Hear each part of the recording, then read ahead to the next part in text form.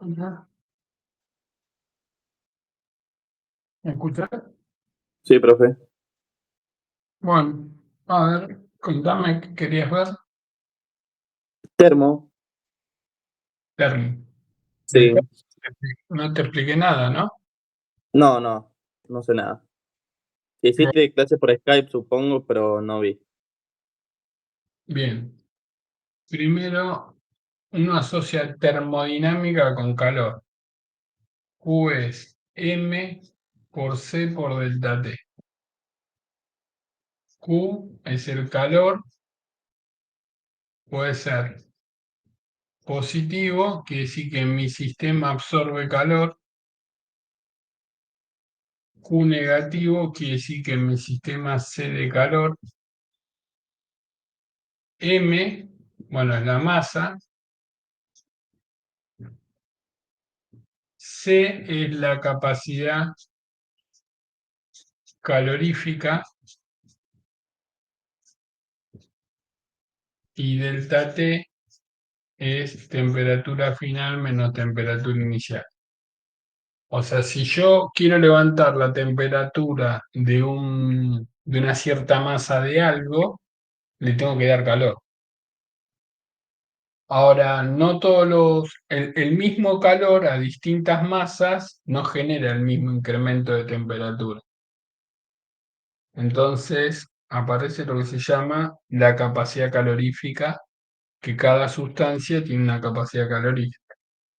O sea, en el caso del agua, la capacidad calorífica en calorías es una caloría dividido gramos grados Celsius. Si analizamos el cobre, no me acuerdo, pero creo que es 0,03 calorías dividido gramos grados Celsius. O sea, ante el mismo calor levanta más rápido la temperatura del agua que el cobre.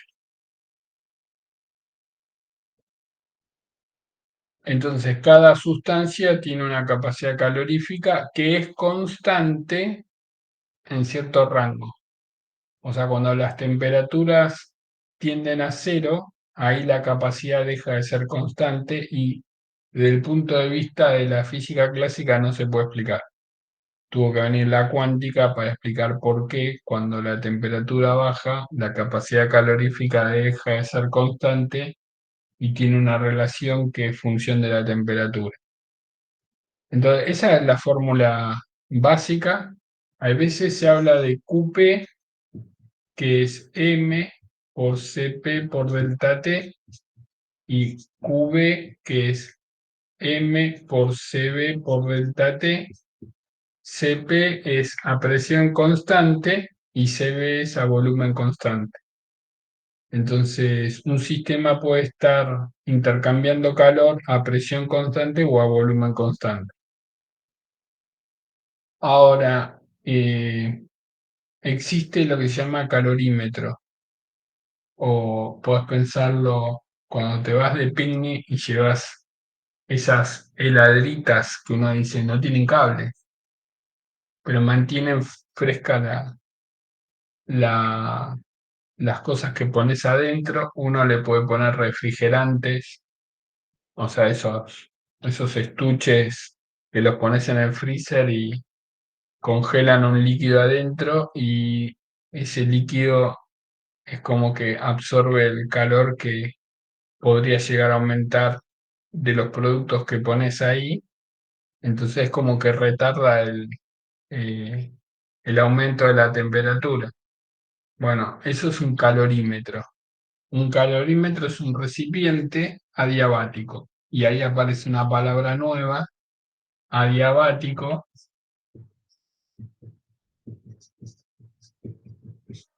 quiere decir que el sistema no intercambia calor con el medio exterior. El sistema no intercambia calor con el medio exterior. Eh, Y eso hace que mantengan la temperatura, porque si no intercambia calor no va ni para arriba ni para abajo. Entonces, si yo digo esto es un calorímetro,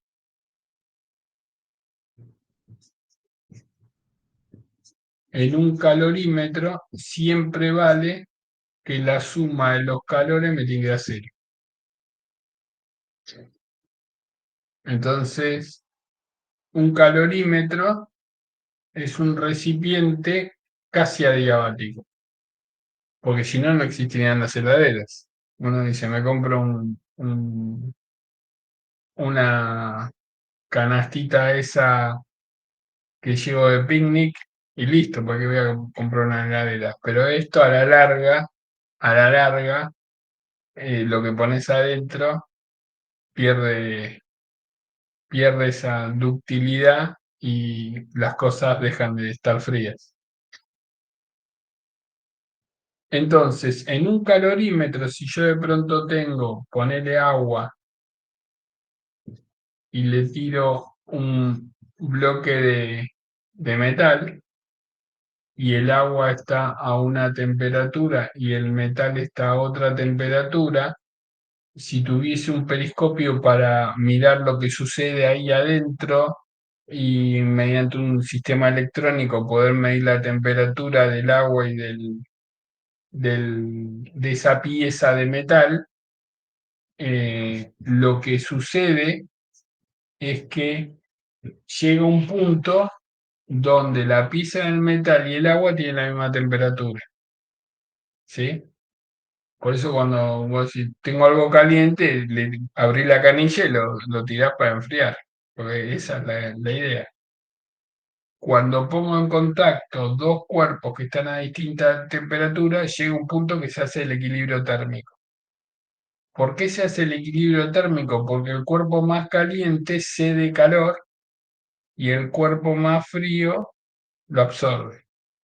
Entonces, tenemos que Q1 más Q2, la suma tiene que ser cero, así que M1 por C1 por T final menos T01 más M2 por C2 por T final menos T02 es igual a cero. Y T final sería la temperatura del equilibrio. Eso sería la temperatura final. Por lo tanto, el problema clásico de tengo tantos gramos de agua a 20 grados Celsius y le tiro un pedazo de plomo a 170 grados Celsius, ya la temperatura de equilibrio sale de acá. O sea, mete toda la cuantita, despejaste el final. Y T final siempre tiene que estar entre T02 y T01. Si no está entre T02 y T01, que hiciste mal la cuenta. Bueno, pero ahora entramos por otro ángulo.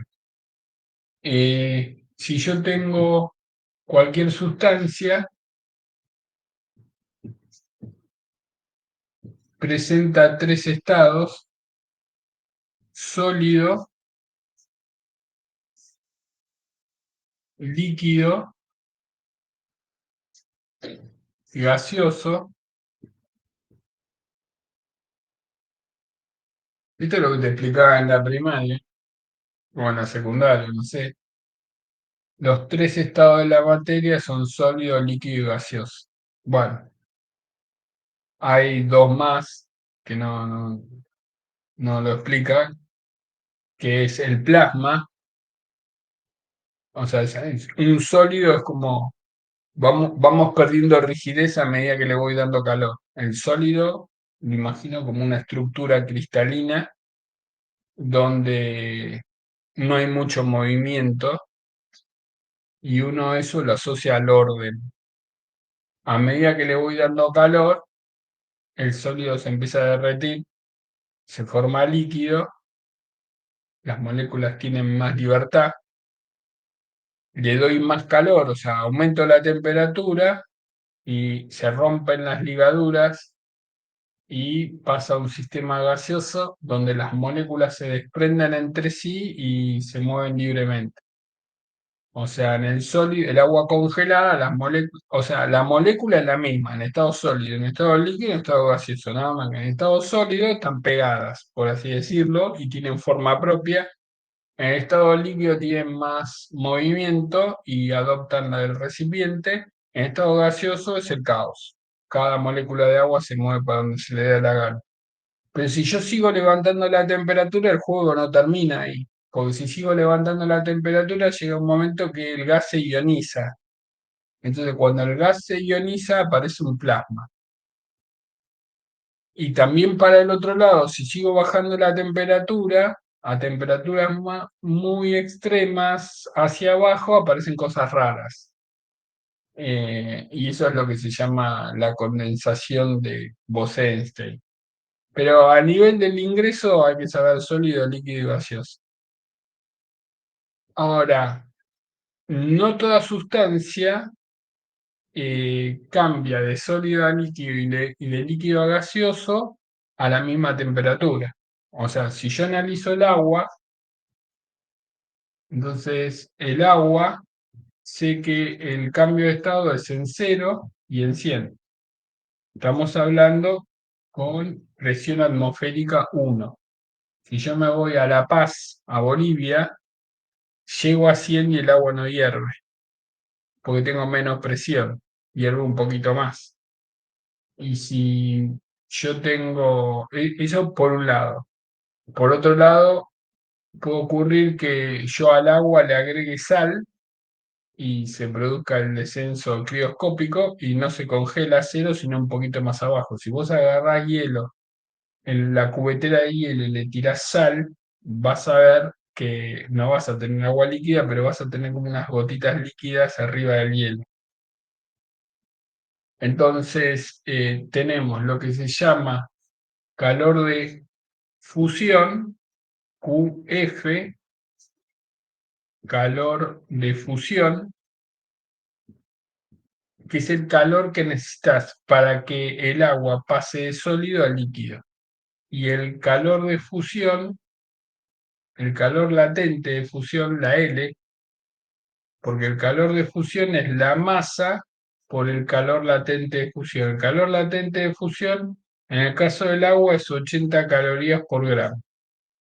O sea, para transformar un gramo de hielo en un gramo de agua líquida le tenés que dar 80 calorías, pero porque es agua. Y el otro punto donde cambia es 100, se llama calor de vaporización,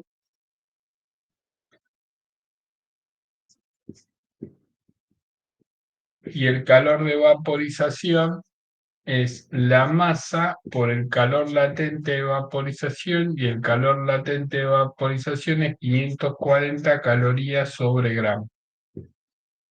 Bueno, si yo grafico temperatura acá y acá calor, parto de una temperatura negativa, sube, cuando llega acá se produce el cambio de estado, en el cambio de estado la temperatura no cambia y esta línea es más larga o más corta en función de la masa que tengo en el laboratorio, después empieza a subir, ya está en estado líquido, hasta que llega a 100. Cuando llega a 100, a medida que le doy calor, sigue en 100, porque se está produciendo el proceso de vaporización. Cuando pasó todo a vapor, vuelve a subir. Entonces, independientemente de si es agua o si es un pato, las líneas son así. Pendientes, horizontal, pendientes, horizontal, pendientes. Cuando va por el lado horizontal es un cambio de estado. Entonces, si a mí me dan estos dos números, esta diferencia es el calor de fusión, que es la masa por el calor latente. Entonces, capaz que en vez de ser agua me dan níquel y me dan el gráfico de esa plataforma horizontal, yo puedo sacar cuánto vale el calor latente de fusión eh, del níquel. Y bueno, en este caso es agua, porque dice 0 y 100. Ojo que a veces el gráfico te dan al revés, te dan Q acá y T acá. En ese caso, cuando es vertical, se produce el cambio de estado. Lo que hay que registrar en la cabeza es que en los cambios de estado la temperatura es constante.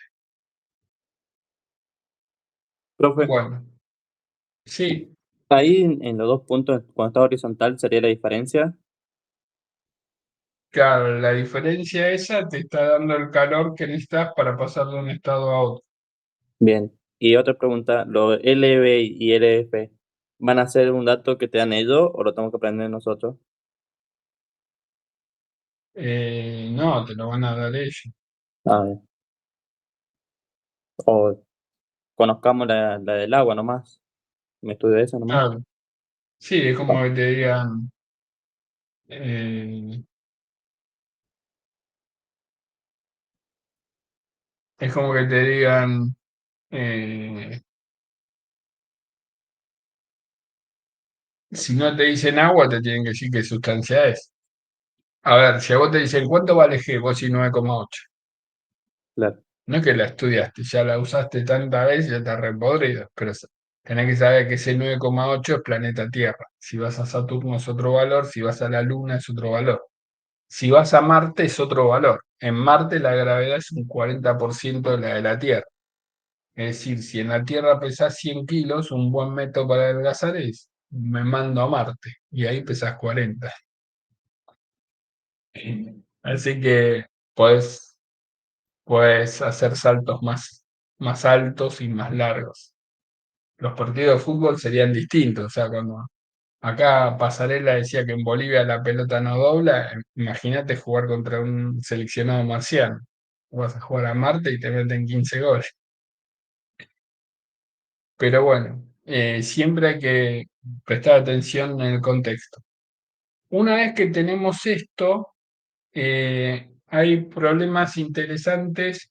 Había uno del IB que lo había hecho en la primera tanda de problemas del IB, que había que enfriar un líquido y te daban dos opciones y había que hacer una cuentita. Pero eh, ponele que te dicen que tengo 300 gramos de agua a 25 grados Celsius y 100 gramos de hielo a menos 70 grados Celsius y me dicen estado final.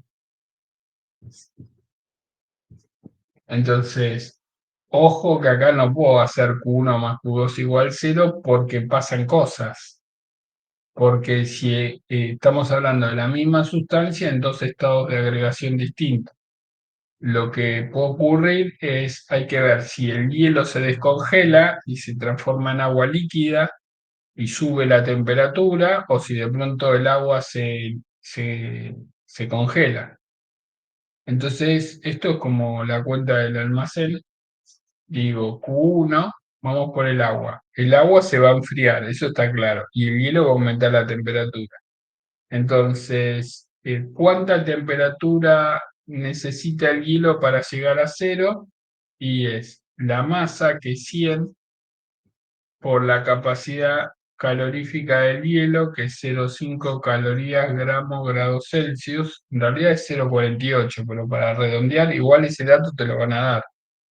Por la temperatura final, que es cero, menos la inicial, que es menos 70. Entonces hacemos esta cuentita y me da 3.500 calorías.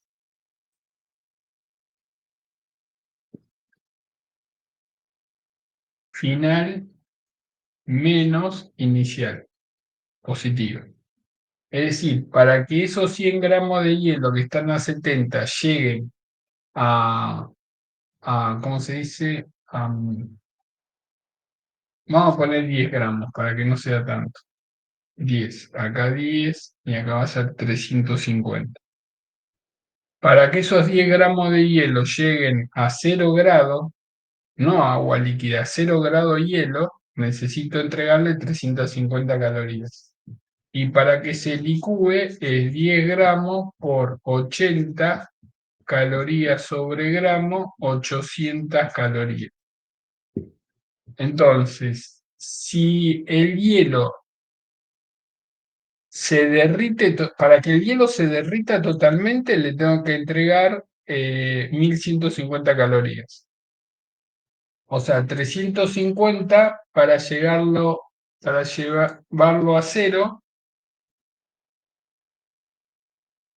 y 500 más para, no, y 800 más para, para que cambie de estado. ¿Está bien? Entonces, Claro, profe, el Q2 es para el cambio de estado, ¿no? Para que, para que pase el cambio de estado necesitamos 800 calorías.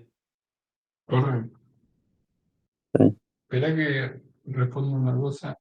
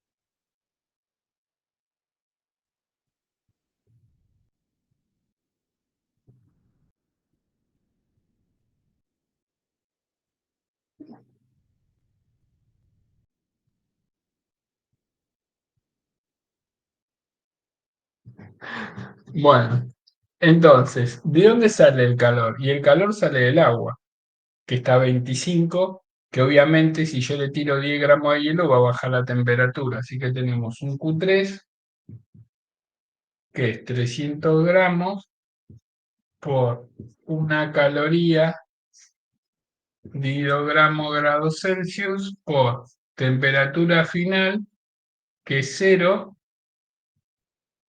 menos inicial, que es 25. Entonces hacemos 300 por 25. ¿Tenés calculadora? Sí, no sé dónde lo dejé. Acá está. A ver, espera.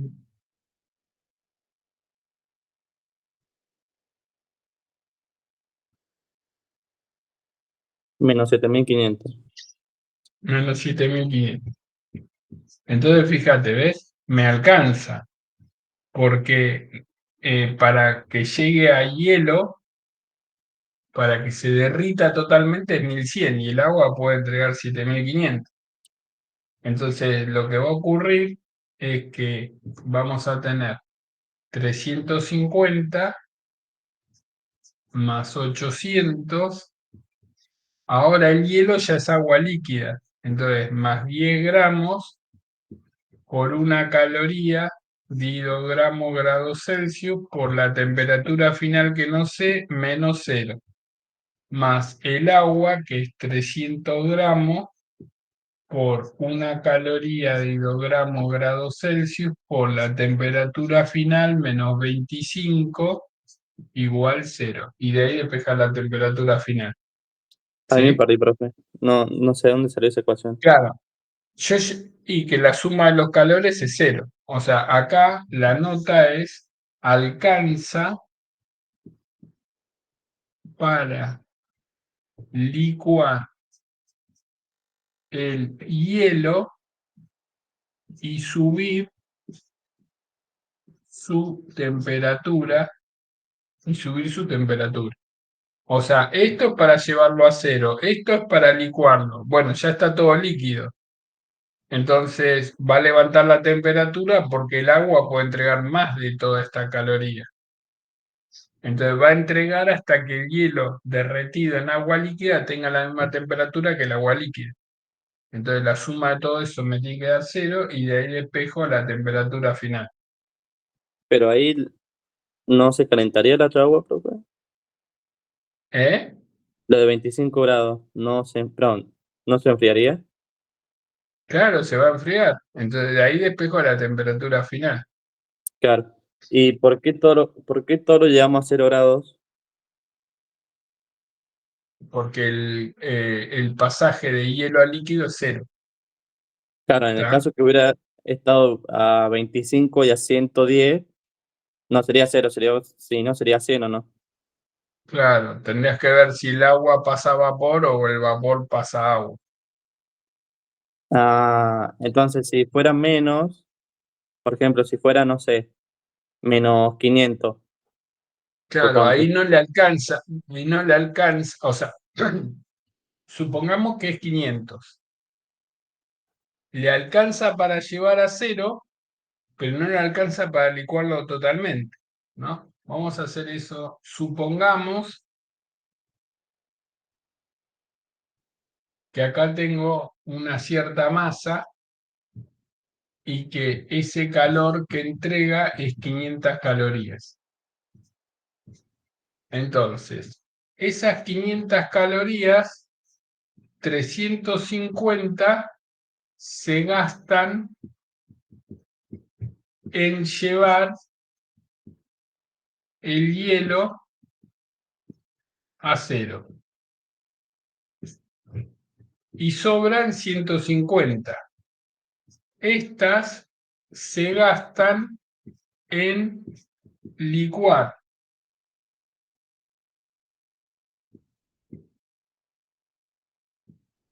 parte del hielo, no, no le alcanza para todo, ¿ves? Entonces, si yo quiero saber cuánto hielo se licúa, hago la masa del hielo por 80 calorías sobre gramo igual 150 calorías. Entonces de ahí despejo la masa del hielo que pasó a estado líquido. O sea, hacemos 150 y de 80 y te va a dar eso. Claro, profe. Ahora, mi pregunta es, ¿por qué no se hizo al revés? Por ejemplo, del agua a 25 grados, ¿por qué no se congeló? Eh, O sea, ¿por qué lo pasamos a líquido y no a hielo? ¿Me explico? mm, claro, porque el agua, al entregar 500 calorías, le alcanza para llevarlo a hielo. Suponete que el agua en vez de 500 te tira 200. No alcanza para llevar el hielo a cero. Entonces ocurre el proceso inverso. El agua se congela. Ah, está bien. Claro. Entonces deberíamos calcular al revés, todo al revés, ¿o no? Correcto. Está bien. Ahora sí.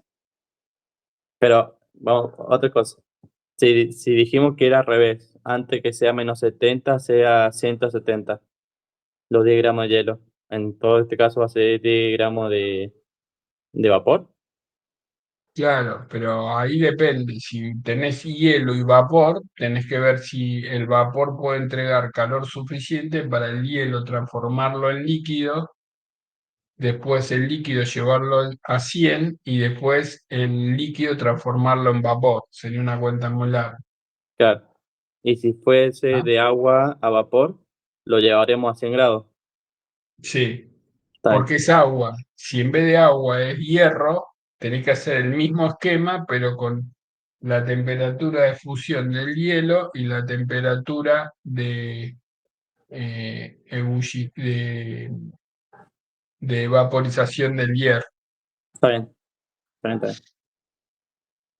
O sea, el hierro sólido a temperatura ambiente. Pero si vos lo empezás a calentar, a calentar, a calentar, y llega un momento que el hierro deja de ser sólido y pasa a ser líquido. Eso es lo que pasó en las Torres Gemelas. O sea, la estructura de hormigón se ponen como unos hierros adentro entrelazados pero ¿quién va a pensar que va a estar sometido a una temperatura de la explosión de un avión de 3.000 grados o 5.000 grados? Entonces el hierro se afloja y se viene todo abajo. Un trabajo de ingeniería el atentado, ¿eh? Sí, Aunque algunos dicen que fue un chabón. eso dicen, la verdad. ¿Eh?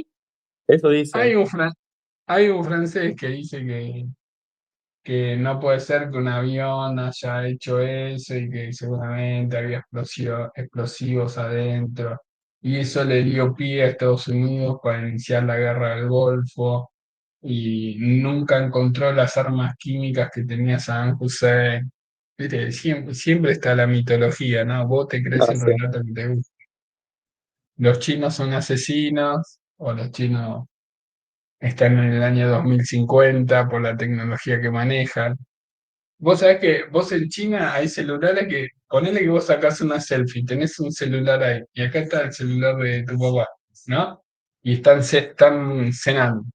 Entonces vos te sacaste la selfie acá, con la mano haces así y vas al celular de tu papá y le haces tuki y aparece la foto del celular de tu papá. Sí, sí, me pasa con la tablet. No O puedo sea, hacer eso. Es muy loco ¿qué eso, te no sé.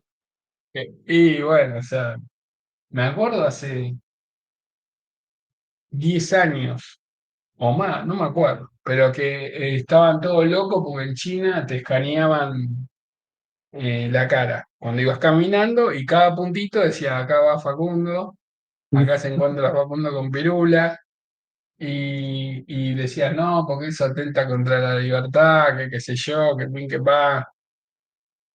Y las cámaras están en todas las ciudades, de Occidente y de Oriente. O sea, vos cuando entras en la ciudad te están filmando por todos lados. Por eso cada vez que hay un atraco o algo, te muestran la cámara. O sea, vas a Sí, cualquier lugar, seguramente en Tucumán, en la ciudad de Tucumán, debe haber cámaras en la ciudad que monitorea todo.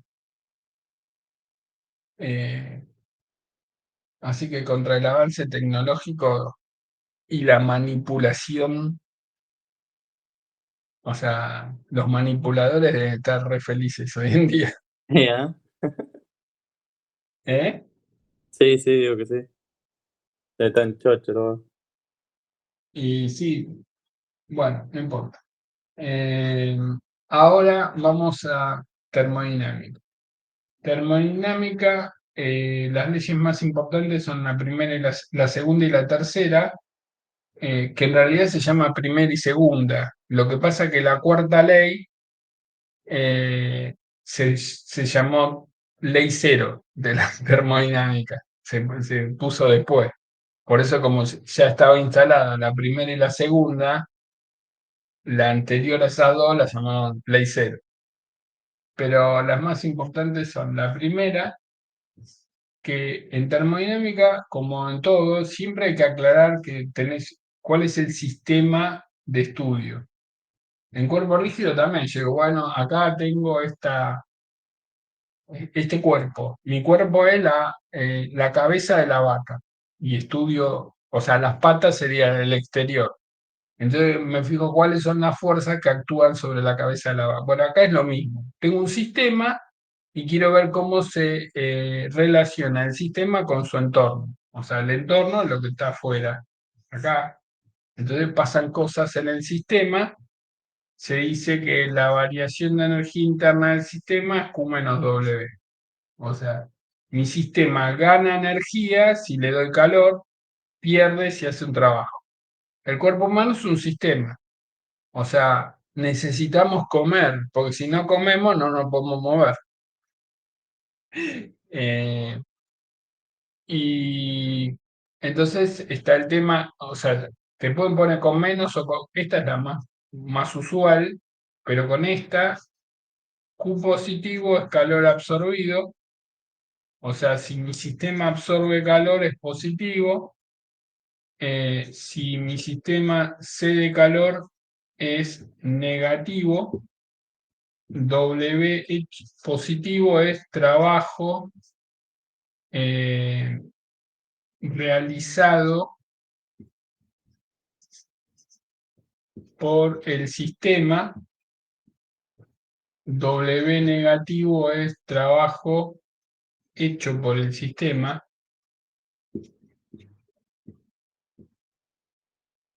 Y, y esa es la expresión. U es la energía interna. Es algo raro, ¿no? Porque uno dice, ¿qué es la energía interna? Porque ¿qué es cinética? Es energía potencial, es la energía en su conjunto de un sistema. No, ¿por qué no es la energía mecánica? Porque también hay reacciones químicas que se pueden dar ahí, puede haber energía de campos eléctricos o magnéticos, entonces es un término que congloba todo y en termodinámica, así como en mecánica se habla de fuerzas conservativas y no conservativas y energías potenciales, acá se habla de energía interna y función de estado.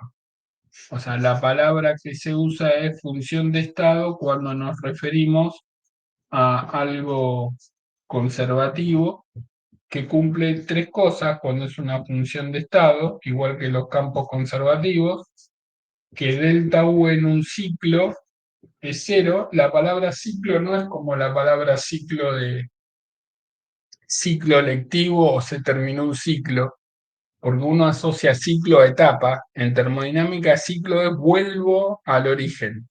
Es como que la vida en vez de nacer, ser adulto, ser viejo y morirse, sería nacer, ser adulto, envejecer, volver a nacer.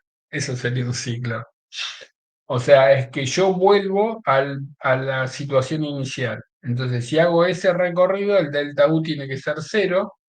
Si yo hago delta U en AB, es menos delta U en BA, es decir, si para ir del estado, cuando digo estado en termodinámica,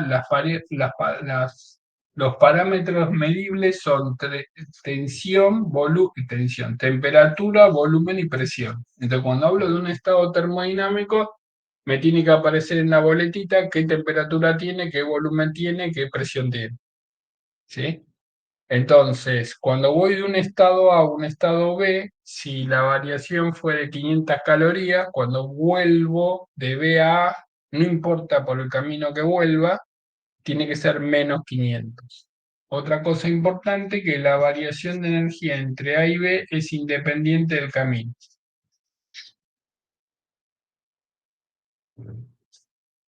Es como la variación de energía potencial gravitatoria o elástica es independiente del camino. Entonces, esas son las tres cosas básicas que hay que saber.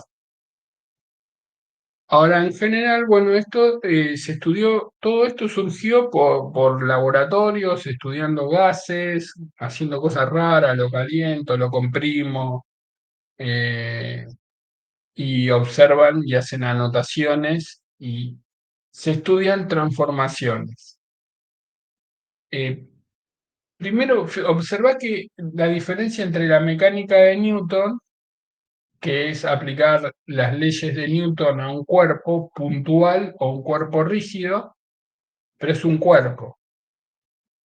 Ya cuando tenés dos cuerpos, podés deducir algo, sobre todo, por ejemplo, el movimiento de los planetas o los satélites, etcétera. Ya cuando tenés tres cuerpos asociados, el problema de Newton no tiene solución, que es el famoso problema de los tres cuerpos, porque cada ecuación de Newton son tres, porque es vectorial.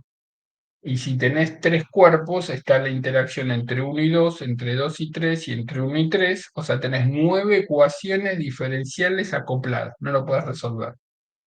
Entonces se hacen simulaciones y pasan cosas raras. Cosas raras significa un pequeño cambio hace que todo el sistema evolucione de otra forma. Sí se pueden hacer situaciones puntuales como qué sé yo, un cuerpo muy masivo con dos con menor masa, entonces ahí en determinadas situaciones tiene soluciones específicas. Ahora, termodinámica es algo más complejo porque yo estoy estudiando un gas y no sé cómo lo hizo Avogadro, pero sabe que en un molde de cualquier gas hay una banda infinita de moléculas. 6,02 por 10 a la 23 moléculas. Entonces, si yo digo, ¿cómo puedo? El objetivo de la ciencia es predecir cómo hago, qué modelo uso. Entonces, uno lo que observa son parámetros macroscópicos, porque la temperatura es un parámetro. ¿Cuál es la temperatura del átomo de hidrógeno? No tengo idea. Porque uno dice, bueno, voy con un termómetro. ¿Qué le digo al átomo de hidrógeno? Levanta el brazo. Se complica. Está bien que uno puede decir, ¿y cómo sacas la temperatura de un sistema termodinámico? Y hay veces no necesariamente con un termómetro. Hay veces hay una propiedad, qué sé yo, la resistencia eléctrica depende de la temperatura. Entonces yo midiendo la resistencia puedo inferir de cuál es la temperatura. Esa sería una medición indirecta. Pero uno hace un análisis con magnitudes macroscópicas. Entonces quiere ver qué pasa cuando esas magnitudes macroscópicas cambian. Eso se llama una transformación. O sea, tengo un gas en un recipiente a una temperatura y digo, a ver, lo comprimo. ¿Qué pasa? Pasé de un estado a otro estado. Entonces, cuando paso de un estado a otro estado, hay dos formas de hacerlo. En forma lenta, de forma tal de que las variables externas e internas se vayan acoplando, y eso es lo que se llama sistemas reversibles, o en forma brusca, y eso se llama sistemas irreversibles. Pero las funciones de estado que conectan A y B, si yo sé cuál es su variación por un camino reversible, por el camino irreversible va a ser el mismo. Entonces, ¿qué transformaciones hay que saber? Primero, el objeto de estudio no es cualquier cosa, es un gas ideal. Puede ser un gas real, sí, puede ser un gas real, pero las fórmulas que tenés que manejar es para un gas ideal. Un gas ideal tiene dos hipótesis, baja densidad y baja temperatura. O sea, significa que si levanto la temperatura o aumenta la densidad, deja de valer P por B igual nRT. Y esta expresión se llega a ese resultado estadísticamente asumiendo que las moléculas del gas solamente chocan contra las paredes del recipiente y no chocan entre sí. Por eso le pido a mi ventana las hipótesis de que tenga baja densidad, así que no van a chocar entre sí, y baja temperatura, porque la temperatura es una magnitud macroscópica que está asociada con una magnitud microscópica que es la velocidad. O sea, si levanto la temperatura, las moléculas se vuelven locas y tienen más energía cinética, empiezan a moverse más rápido y pueden aumentar los choques. Entonces, esta es la ecuación de un gas ideal donde N son los moles, que está asociada a la cantidad de masa, a la cantidad de materia. Eh, Hay una formulita de química que el número de moles es la masa sobre el peso molecular. El peso molecular es la suma de los pesos atómicos. Otra vez, yo no puedo agarrar el átomo de hidrógeno y ponerlo en una balanza, pero sí puedo decir el átomo de helio es el doble de peso que el átomo de hidrógeno por experimentos de laboratorio. Entonces uno puede decir, esa es la capacidad que tienen los científicos para avanzar. Digo, bueno, está bien, no me hago drama que no lo puedo pesar. Digo que el hidrógeno es uno y en función de eso me armo toda una tabla periódica que es la que viste en el colegio. No es que el átomo del hidrógeno pesa uno, es el peso atómico relativo. Y si yo quiero, en vez de un átomo, tengo una molécula, el peso molecular es la suma de los pesos atómicos. Por eso la molécula del agua, el peso molecular es 18, porque es 2, 1 por el hidrógeno por 2 más 16 del oxígeno. Eh, entonces, esos son los moles. R es la constante de los gases, que es 0,082 atmósfera decímetro cúbico sobre Kelvin mol. Y PVT es presión, volumen, temperatura. La presión la podés medir en atmósfera, la podés medir en milímetros de mercurio, la podés medir en pascales. Las relaciones son: una atmósfera es 760 milímetros de mercurio y equivale a 101.300 pascales, a veces lo redondean en 10 a la quinta. El volumen lo puedo medir en decímetro cúbico, que es lo mismo que el litro, o lo puedo medir bueno, o sea, lo puedo medir en litro o en metro cúbico, es decir, un metro cúbico equivale a 1.000 decímetros cúbicos. Y la temperatura la puedo medir en grados Celsius, en grados Kelvin, en grados Fahrenheit, pero todas las fórmulas, en la fórmula va Kelvin. O sea, yo no puedo aplicar esta fórmula y poner 25 grados, tiene que ir en Kelvin. Y Kelvin se llama la escala de temperaturas absolutas y ningún sistema físico puede tener una temperatura de 0 Kelvin. O sea, es inalcanzable. O sea, 0,00001 Kelvin. No puede tener cero. Por el principio de incertidumbre, que sea cero significaría conocer exactamente la velocidad de la molécula. Entonces, la temperatura en grados Kelvin es la temperatura en grados Celsius más 273. Entonces, un estado lo define P, B y T. Entonces, si cambio una de esas variables, cambio el estado. Cosa que cambie las tres. Ahora, fíjate que como N, que es moles, y R es una constante, el producto N por R es constante, por lo tanto tenemos que P0, B0 sobre T0 es igual a P final, B final sobre T final. Esto es lo que me vincula a dos estados. Se llama PBT, para acordarse. Ahora, dentro de esos estados hay tres que tienen un nombre específico, que es procesos isotérmicos, donde la temperatura es constante, procesos isocóricos, donde el volumen es constante, y procesos isotérmicos, isocóricos, isobáricos. Entonces, cuando tengo P0, B0 sobre T0 es P final, B final sobre T final, si tengo un proceso isotérmico, que quiere decir temperatura constante, tenemos P0 por B0 es P final por B final. Esto es la ley de Boyle-Mariotte y tenemos que P por B es constante y la curva es así. Si tengo dos curvas con distintas temperaturas, la que está más alta tiene mayor temperatura que la de abajo. Si el proceso es isobárico, la presión es constante. Si la presión es constante, tengo B0, T0, es B final, T final. Entonces, en el gráfico PB isobárico es una línea horizontal, ¿ves? La presión no cambia. Y si tengo un proceso isocórico, el volumen es constante.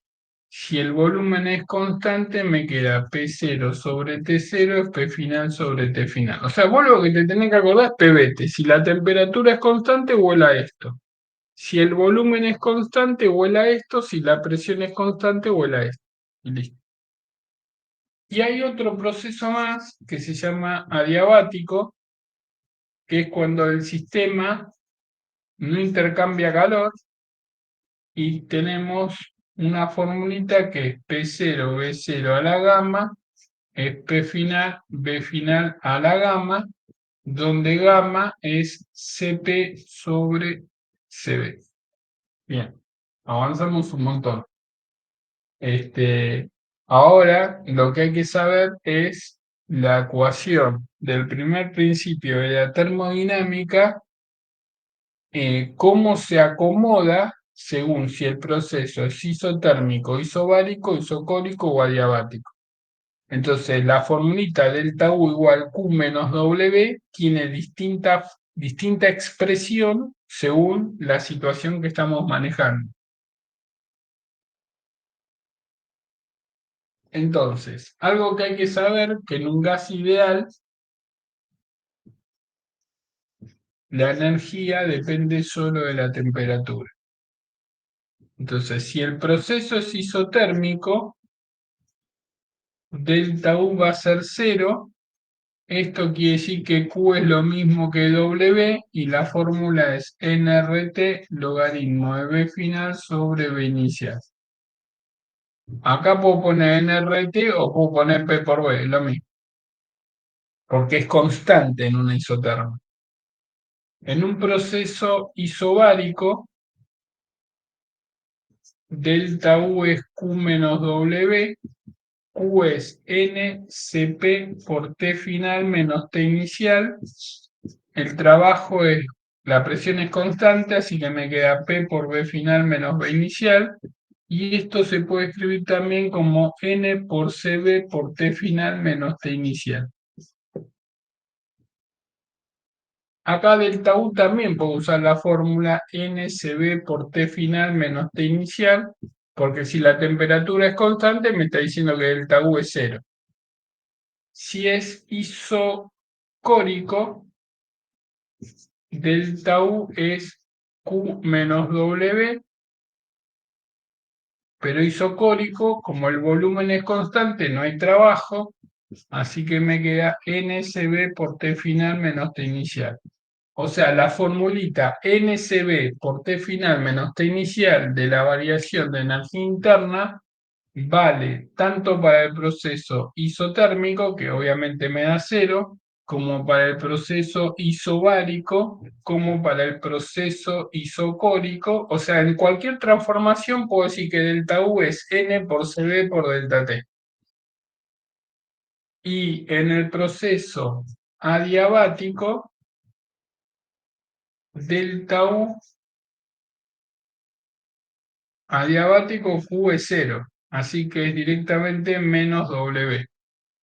O sea, menos, y la fórmula es P final, B final, menos P inicial, B inicial, dividido 1 menos gamma, pero también puedo usar N por CB por T final menos T inicial.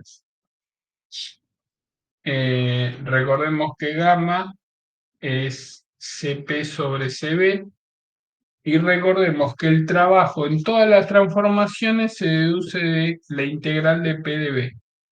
Así como en mecánica la integral de fuerza por distancia es trabajo, en los gases es presión por diferencial de volumen. Bueno, te maté, ¿eh? Te di un montón Sí, ahora de sí. cosas. Profe, Desmenuzalo todo.